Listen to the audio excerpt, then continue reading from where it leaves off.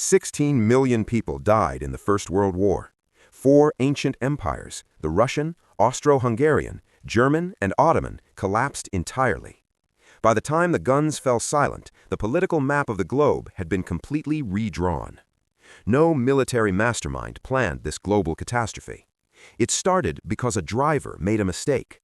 The deadliest conflict the world had ever seen up to that point happened because one car took a single wrong turn down a street in Sarajevo. By 1914, decades of strict treaties had divided Europe into 2 heavily armed camps.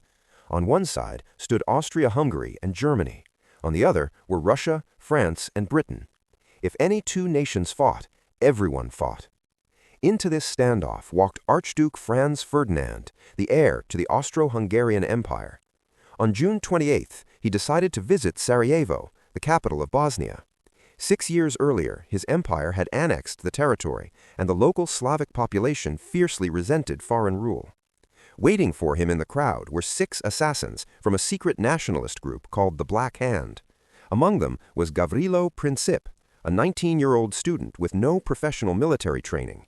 Because of the continent's rigid web of alliances, if this one anxious teenager managed to kill the Archduke, millions of soldiers across Europe would be obligated to march to war. As the Archduke's motorcade crawled slowly through the packed city streets, it passed the very first stationed assassin. He stepped forward, but then froze in panic, failing to throw his weapon. Further down the route, a second conspirator took his chance. He threw a bomb directly at the Archduke's open-top car, but the explosive bounced off the folded roof and detonated under the vehicle behind them, injuring several bystanders. The bomber immediately swallowed a cyanide pill and threw himself into the nearby river to avoid capture. But the pill was expired. It only made him throw up. And because of a summer drought, the river was barely a foot deep. The police pulled him out alive. The Archduke survived his morning tour entirely by luck. But the failed attack convinced his entourage that the worst was over, leaving them with a dangerous false sense of security. Hearing the explosion, Gavrilo Princip assumed the assassination had succeeded. When he realized the Archduke was unharmed, he figured the mission was a total failure, abandoned his post, and stood outside a nearby cafe. Meanwhile, Franz Ferdinand decided to alter his schedule.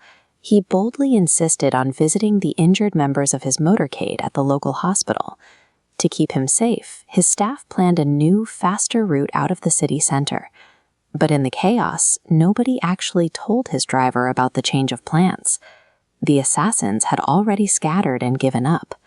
The greatest danger to the Archduke now was the sheer bureaucratic incompetence of his own security detail. Following the original, outdated route, the driver turned off the main road onto a narrow side street. The Archduke's staff immediately yelled at him to turn around. Flustered, the driver hit the brakes and stalled the engine right outside a local deli. By an impossible twist of fate, Gavrilo Princip was standing right outside that exact shop. He looked up, and his target was suddenly sitting motionless, 5 feet away. Princip didn't hesitate. He stepped forward, drew his pistol, and fired 2 shots. One hit the Archduke. The other struck his wife. Within minutes, both of them were dead. A simple navigational error had handed a defeated assassin a second chance. The retaliation was swift. Austria-Hungary blamed Serbia and declared war. Russia mobilized to protect the Serbians. Bound by strict treaties, Germany backed Austria. France supported Russia, and Britain joined France. Within weeks, the entire continent was at war. Millions of ordinary men left their homes and jobs to be packed into freezing, muddy trenches. They faced poison gas, machine gun fire, and endless artillery bombardments. The fighting raged for 4 years, toppling monarchies, leveling entire cities, and crashing the global economy. All triggered by a single afternoon in Sarajevo. 16 million lives were extinguished, and the modern world was forged in blood, all because one driver took a wrong turn.